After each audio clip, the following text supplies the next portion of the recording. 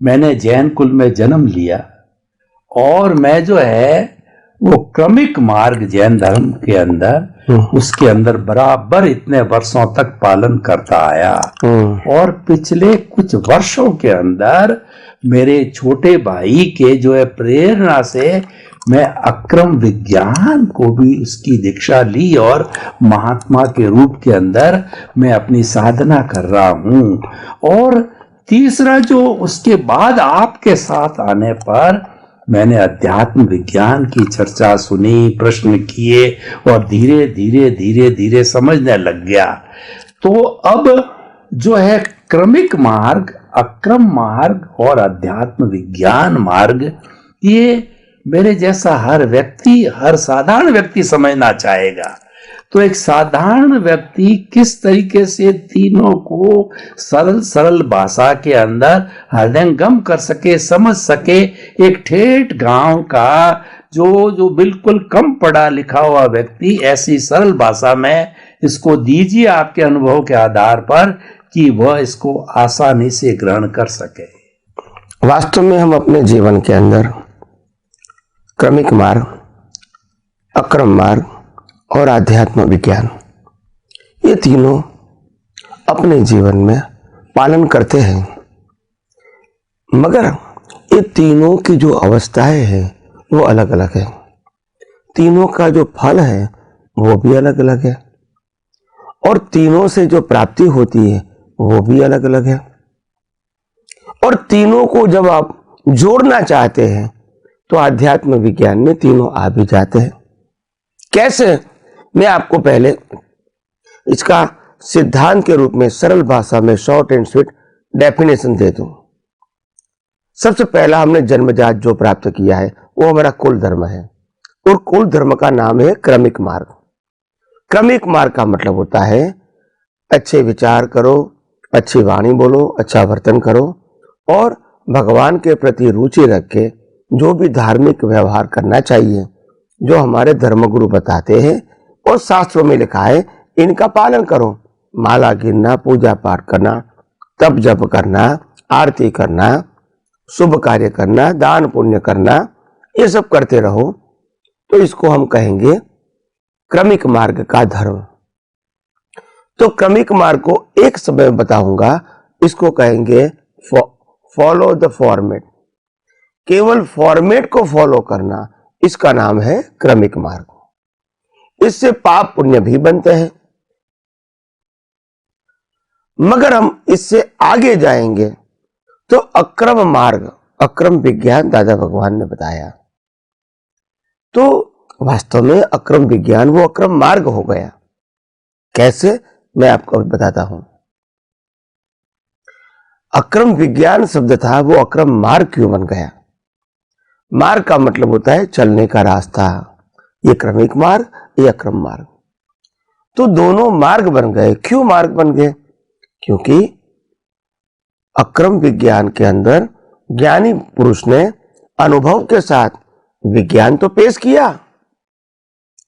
मगर लोग ये विज्ञान को न स्वीकार कर सके, न समझ सके, और इसीलिए लोगों का इंटरेस्ट विज्ञान समझने के बाद, सुनने के बाद, प्राप्त करने के बाद कम हो गया। तो धीरे धीरे ज्ञानी पुरुष को समझ में आ गया कि भाई हम ये विज्ञान से मार्ग नहीं चला सकते हैं। तो धीरे धीरे उनको स्टेप बाय स्टेप क्रमिक मार्ग की तरफ पुरुषार्थ की क्रिया बतानी पड़ी, जिसका नाम दिया गया सत साधन। क्रमिक मार्ग में शुभ साधन होते हैं, अक्रम में उसको सत साधन बताया।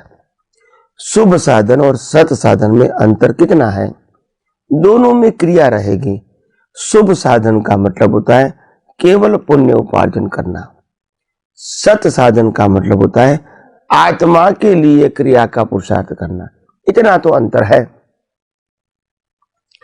मगर धीरे धीरे विज्ञान, अक्रम विज्ञान में विज्ञान साइलेंट होता गया और क्रिया का महत्व आगे आ गया।